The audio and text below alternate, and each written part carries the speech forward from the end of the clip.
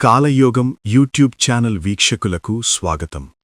2026 మార్చి 19న మన ముందుకు వచ్చిన శ్రీ పరాభవ నామ సంవత్సరం ధనస్సు రాశివారి జీవితాల్లో ఒక విలక్షణమైన ప్రవాహాన్ని తీసుకురాబోతోంది.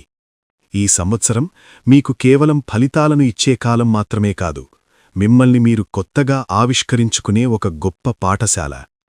ఈ వీడియోలో మనం ఫలదీపిక, సారావళి, బృహత్ పరాశర హోరశాస్త్రం వంటి ప్రామాణిక గ్రంథాల ఆధారంగా అసలు ధనస్సు రాశికి 2026లో ఏం జరగబోతోంది, శనిభగవానుడు మీ గుండె ధైర్యాన్ని ఎలా పరీక్షిస్తాడు, ఉచ్చస్థితిలో ఉన్న గురువు మీకిచ్చే రహస్య వరాలేమిటి అనే విషయాలను చాలా లోతుగా విశ్లేషించుకుందాం. పూర్తి వివరాలు తెలుసుకునే ముందు కింద కామెంట్ బాక్సులో మీ ఇష్టదైవం పేరును టైప్ చేయండి. ఈ వీడియోని లైక్ చేసి తప్పకుండా హైప్ కూడా ఇవ్వండి. మీరు చేసే ఈ చిన్న పని మాకు ఎంతో ప్రోత్సాహాన్నిస్తుంది. అలాగే ఈ వీడియోలో మీకోసం అతి ముఖ్యమైన సూచనలు, పరిహారాలు ఇచ్చాను, తప్పకుండా పాటించండి. ధనస్సు రాశికి అధిపతి గురువే ఈ ఏడాదికి రాజు కావడం మీకు ఒక పెద్ద సెక్యూరిటీ షీల్డ్ లాంటిది. కాని మంత్రి కుజుడు మిమ్మల్ని కఠిన నిర్ణయాలు తీసుకోమని ఒత్తిడి చేస్తాడు. మీరు అహంకారాన్ని వదిలి వినయంగా ఉంటే ఈ పరాభవ సంవత్సరం మీకు అద్భుతమైన విజయాన్నిస్తుంది. 2026 సంవత్సరం మొత్తం శని భగవానుడు మీ రాశి నుండి 4వ ఇంట్లో సంచరిస్తున్నాడు.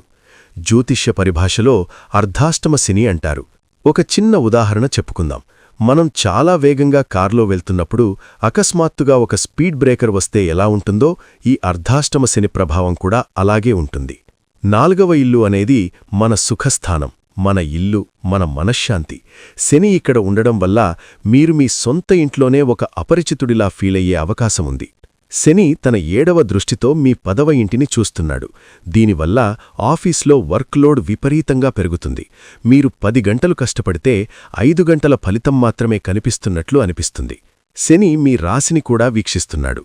దీనివల్ల ఒక రకమైన బద్ధకం, మానసిక ఒత్తిడి తలెత్తవచ్చు.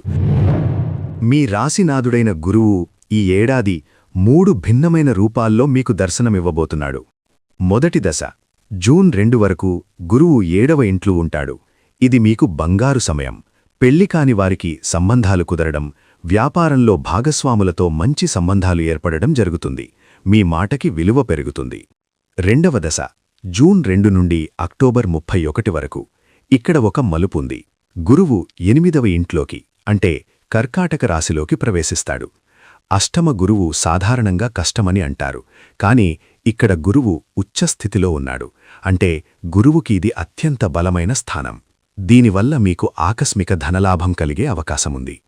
ఇన్సూరెన్స్ డబ్బులు లేదా వారసత్వ ఆస్తి మీకు అందుతుంది. అయితే ఆరోగ్య విషయంలో మాత్రం చాలా జాగ్రత్తగా ఉండాలి. ముఖ్యంగా జీర్ణక్రియ, లివర్ సమస్యల పట్ల అప్రమత్తత అవసరం. మూడవ దశ అక్టోబర్ 31 తర్వాత గురువు 9వ ఇంట్లోకి వెళ్తాడు. ఇది మీ అదృష్ట తలుపులు తెరిచే సమయం. అప్పటి వరకు మీరు పడ్డ కష్టాలన్నీ మంచులా కరిగిపోతాయి. విదేశీ ప్రయాణాలు, ఉన్నత విద్య కోసం ప్రయత్నించేవారికి ఇది గొప్ప కాలం. డిసెంబర్ 5 వరకు రాహువు 3వ ఇంట్లో, కేతువు 9వ ఇంట్లో ఉంటారు. రాహువు మీకు అపారమైన ధైర్యాన్ని ఇస్తాడు. మీరు చేసే పనుల్లో ఒక రకమైన తెగింపు కనిపిస్తుంది. అయితే డిసెంబర్ 5 తర్వాత రాహువు 2వ ఇంట్లోకి, కేతువు 8వ ఇంట్లోకి వస్తారు. ఇక్కడ మీరు చాలా జాగ్రత్తగా ఉండాలి. రాహువు 2వ ఇంట్లో ఉంటే మీ మాట కటువుగా మారుతుంది. మీ మాట వల్ల ఆత్మీయులు దూరమయ్యే ప్రమాదం ఉంది. అందుకే మౌనం అర్ధాంగీకారమన్నట్టు తక్కువ మాట్లాడడం నేర్చుకోవాలి. ఇక కేతువు 8వ ఇంట్లో ఉండడం వల్ల ఆధ్యాత్మికంగా మీరు చాలా ఎత్తుకెదుగుతారు. కాని వాహనాలు నడిపేటప్పుడు అత్యంత జాగ్రత్త అవసరం. జూన్ నుండి అక్టోబర్ మధ్య మీకు ఇష్టం లేని చోటుకు బదిలీ లేదా హోదా తగ్గడం వంటివి జరగవచ్చు. ఇది కేవలం ఒక పరీక్ష మాత్రమే. అక్టోబర్ తర్వాత పరిస్థితులు మళ్లీ మీకు అనుకూలంగా మారతాయి. ఆదాయం 14 బాగుంది, కాని వ్యయం 11 కూడా వెంటే ఉంది. ఆదాయం ఎక్కువగా ఉన్నా ఇంటి మరమ్మత్తులు లేదా వాహనాల రిపేర్ల కోసం ఆకస్మిక ఖర్చులు పెరుగుతాయి. అర్ధాష్టమశని ప్రభావం వల్ల ఛాతీ లేదా ఊపిరితిత్తుల సంబంధిత సమస్యలు రావచ్చు. రెగ్యులర్గా ప్రాణాయామం చేయడం వల్ల ఈ సమస్యల నుండి బయటపడవచ్చు. తల్లిగారి ఆరోగ్యం విషయంలో కూడా మీరు శ్రద్ధ వహించాలి. గ్రహదోషాల నివారణకు సరళమైన పరిహారాలు సూచిస్తున్నాను, తప్పక పాటించండి. శనిదోష నివారణకు ప్రతి శనివారం హనుమాన్ చాలీసా పఠించండి.